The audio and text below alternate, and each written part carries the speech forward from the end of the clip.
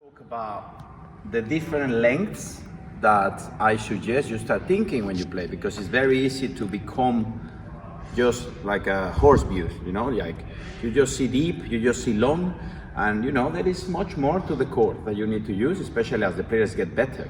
So we have this area, which ideally you wanna hit a lot of your volleys close to the line with a good pace, because then the defender has to decide if he lets the ball pass to use the glass, if the ball has enough pace, or if he has to take it early. So that's one of the best areas when building the point up.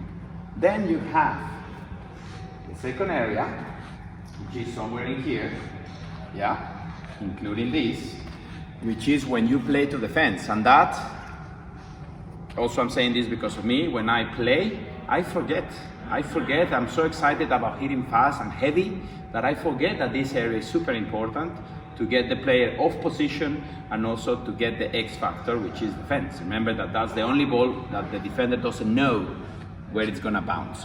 And then, this is the most fun area, and an area that, it's hard to use because normally when we think of bringing the player forward or doing a drop shot, we want the drop shot to be a winner. We want the drop shot to bounce and basically bounce back on your side. So it's such a cool drop shot, But you don't need that type of a drop shot. So I think if you just keep the ball in this area, that it bounces twice in this area, is more than good. Even if the player gets there, you are gonna achieve your purpose, which was getting the players off position so you open different angles on the court. Okay, so how to achieve these different lengths with your volleys? Well, remember that we teach the waiting position as wrist up, firm, yes, and your elbows, yes, in front, but not already extended, because then you cannot choose how much you put on the shot. So what we want is that from here, if you're gonna play long and deep, you are gonna extend a little bit, almost full extension. If you are gonna play shorter, you are gonna extend less, but you're still gonna keep the sharpness of the shot. And if you're gonna play a drop, you are gonna extend very little.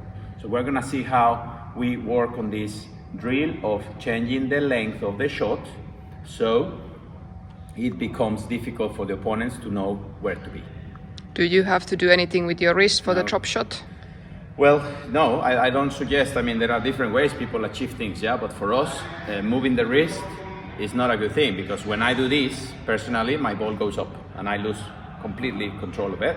So instead, I like to keep things sharp, and like I said, rely on you extend more, the ball goes deep, you extend less, you go shorter, you extend nothing, it's a drop shot.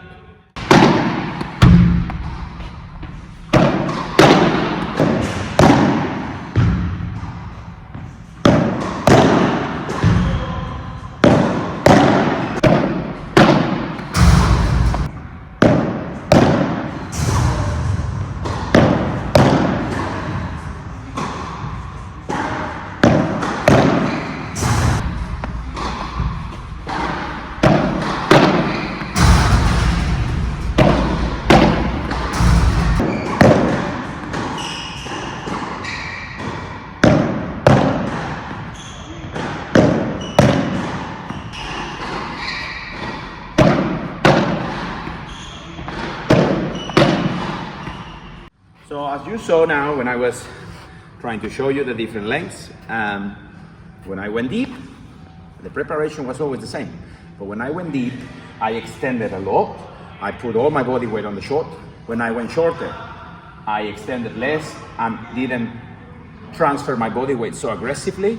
And then when I play a drop, I hold my body weight completely balanced and neutral, and I didn't extend at all. But the impact point was always the same, and that's what I suggest that you focus on, that the impact point is always the same, and from here you decide if you push a lot, if you push less, or you push nothing. The other one, and the other. Long, shorter,